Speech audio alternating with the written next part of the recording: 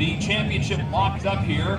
Then the Joker, Chris Canale, who normally drove that Superman 4-cylinder, he's driving the Joker truck today. Jeff Cruikshank in the 18, Sean Ryerson in the 13, and Justin Goodwin making his truck debut here today at Valley Raceway. And we'll lock on some wood as long as they turn it on the back hill, as long as it holds on to the afternoon. We'll have a TCM on board. Mr. Goodwin.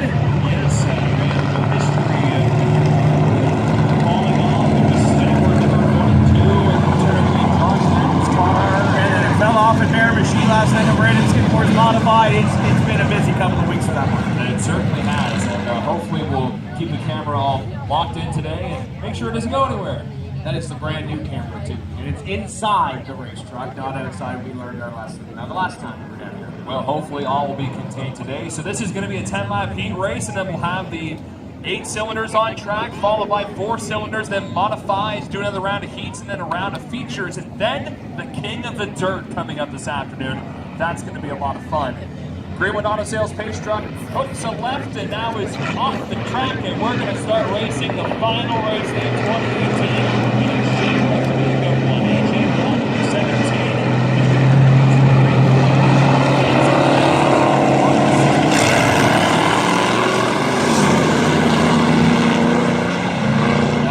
Turn 1 works. I said this track looks good. Let's see how much they slide and how much traction they will have on track. It looks like that number 3 truck of Marshall's got a lot of traction. He starts pulling away from G1. And look at the power of Justin Goodwin.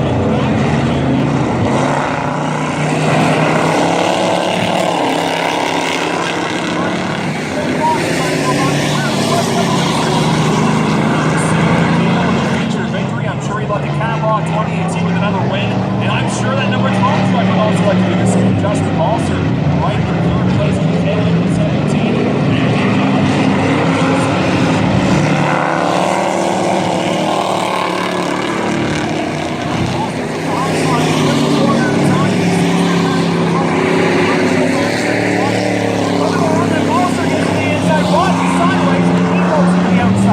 This looks like a very fast racetrack. Not a lot of ruts, very slow.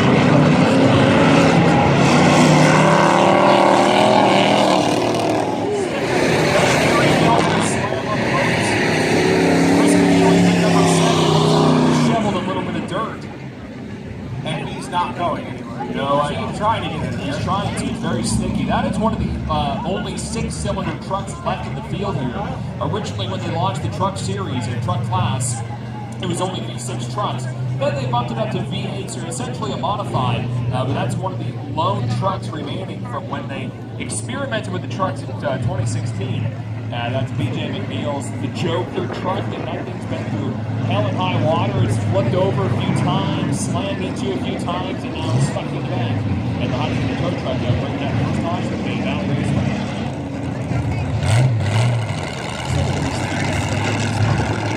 Get the 7 truck off again. One thing that we're going to have to watch in the corners, it's fun. Kyle mentioned, obviously, he was the first driver out here for the drivers' actions. I asked Kyle, what do you think of the racetrack? Being first in line, you can actually look at the racetrack and see what you think. And he said, there might be one small little rut down in the green.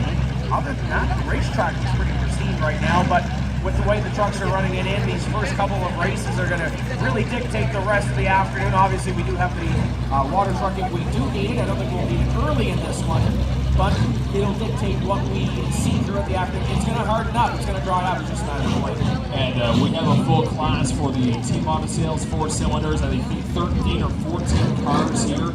And a lot of rookies and a lot of drivers only making their first couple starts here at Valley Raceway. So that's going to be a very interesting race. Lower numbers for the modifieds, but they always put on a great show. It's going to be a fun day. This is the first race if you're just showing up here at Valley Raceway. You've not missed a thing. Only made it a handful of laps in, and we're under caution right now. And we have a points battle on our hands, too. 3 of the 4 divisions are essentially locked up. Al Spinney back behind the wheel of a 4-cylinder car. Obviously, Tanner leads the points, so he's trying to make sure that championship stays locked in.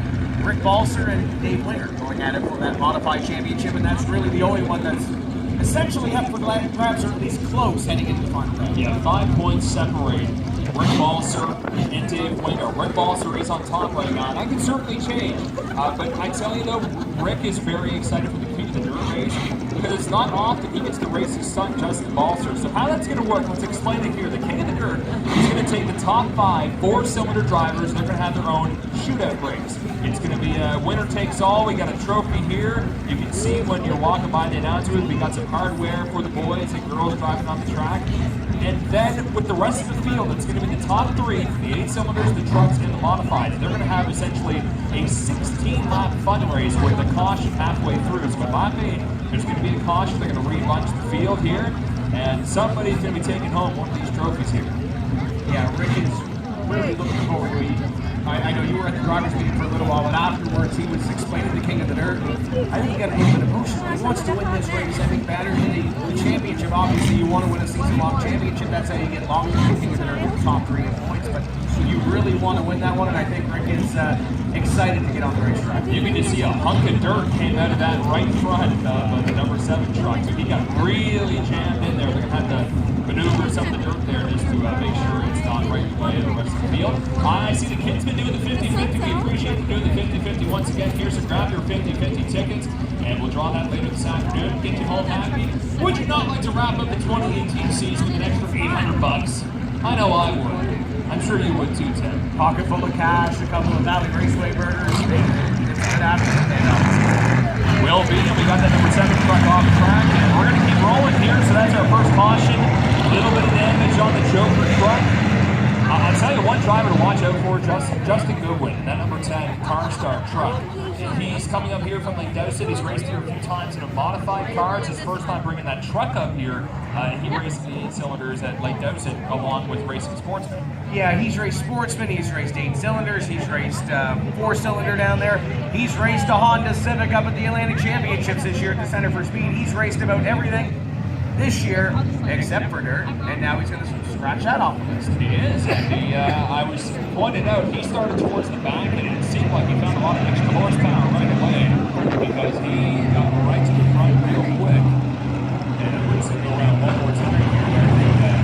I think Bruce was trying to tell me.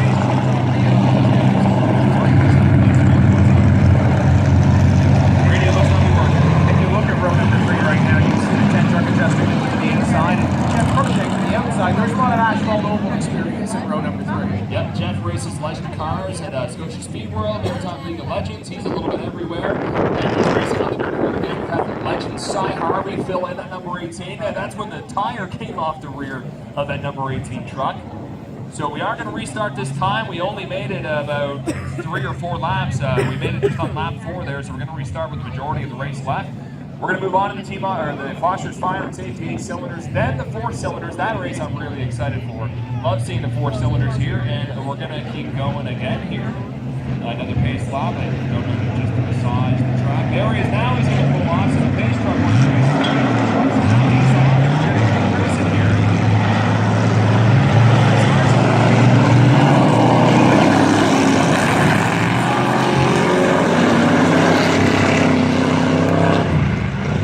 Watt's going to be good on that outside line once he gets a little bit of a momentum run, and he's going to get it here at a 2. There goes H.A. Watt in the lead. And Chris Marshall tried blocking Sean Stanford, didn't succeed, but he was on the top of the 63.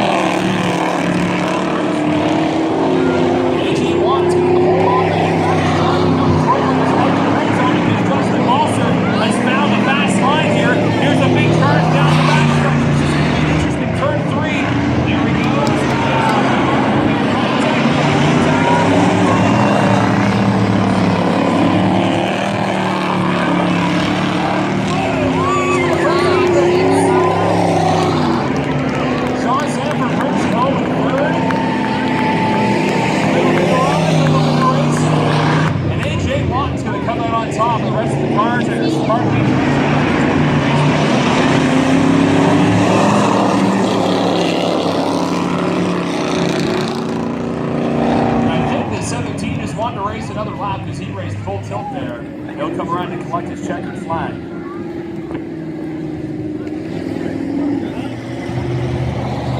Ulster's truck was pretty good. Compared to AJ Watt's up front, AJ had a little bit of a handful. I think Justin had a smoother ride, but track position is key here. And AJ Watt picking up where he left off 3 weeks ago and getting victory lane with the checkered flag. I think Watt was happy. I think Watt was very happy.